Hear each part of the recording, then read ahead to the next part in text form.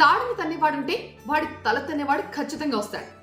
ఈ సామెత ప్రస్తుతం స్విగ్గీ జొమాటోలకి అతికినట్టుగా సరిపోతుంది. గత 10 ఏళ్లుగా ఫుడ్ డెలివరీ విభాగంలో టాప్ కంపెనీస్ గా చెలామణి అవుతున్నాయి స్విగ్గీ అండ్ జొమాటో. ఇప్పుడు వీళ్ళకి చెక్ పెట్టేందుకు ఈ రంగంలోకి అడుగు పెడుతోంది ర్యాపిడో. ఈనాడు బైక్లు, టాక్సీ సర్వీసులతో మనందరి జీవితాల్లో ఒక భాగం అయిపోయిన ర్యాపిడో ఇప్పుడు ఫుడ్ డెలివరీ విభాగంలో కూడా అడుగు పెడుతోంది. ర్యాపిడో ఎంట్రీతో ఖచ్చితంగా స్విగ్గీ, జొమాటో ఆదాయాలు తగ్గబోతున్నాయి అనే సూచనలు అయితే కనిపిస్తున్నాయి. మీరు స్విగ్గీ అండ్ జొమాటోలో ఫుడ్ ఆర్డర్ చేసినప్పుడు రెస్టారెంట్ లో ఆర్డర్ ప్రైస్ మీద వాళ్ళు 21 నుంచి 22% కమిషన్ తీసుకుంటూ ఉంటారు. అదే ర్యాపిడోలో ఆర్డర్ చేస్తే వాళ్ళు 8 నుంచి 15% మాత్రమే ఛార్జ్ చేస్తారు.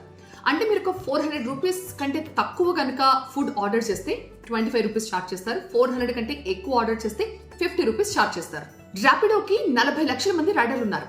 అదే స్విగ్గీకి అయితే 5,30,000 మంది, జొమాటోకి అయితే 4,30,000 మంది రైడర్లు ఉన్నారు. సో ర్యాపిడోకున్న ఈ 40 లక్షల మంది రైడర్లు ప్రతిరోజు సగటున 30 నుంచి 35 లక్షల రైడర్లు తీసుకుంటూ ఉంటారట. సో వీళ్ళందరినీ కూడా ర్యాపిడో ఫుడ్ డెలివరీ కోసం ఉపయోగించుకోవచ్చు. దీనివల్ల ర్యాపిడోకి పెద్దగా ఖర్చేం లేదు. కేవలం గట్టిగా పని చేయగలిగితే చాలు స్విగ్గీ, జొమాటోలకి చెక్ పెట్టచ్చు. ర్యాపిడో రైడర్లు తమకున్న ఖాళీ సమయాన్ని ఈ ఫుడ్ డెలివరీ కోసం ఉపయోగించుకోవచ్చు. దీనివల్ల రైడర్ల సంపాదన కూడా పెరుగుతుంది. కాకపోతే ఇక్కడున్న చిన్న ప్రాబ్లం ఏంటంటే ర్యాపిడోకి స్పెషల్ డెలివరీ సిబ్బంది లేరు. దీనివల్ల ఒక్కొక్కసారి కేవలం 30 నిమిషాల కంటే తక్కువ సమయంలో ఏదైనా డెలివరీ చేయాల్సి వస్తే మాత్రం అది వాళ్ళకి సవాల్గా మారే అవకాశం ఉంది. సో అదన్నమాట మ్యాటర్.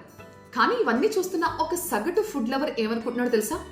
మీరు తన్నుకు చావండి, నన్ను మాత్రం బెస్ట్ డీల్స్ ఇచ్చి ఎంటర్టైన్ చేయండి అని.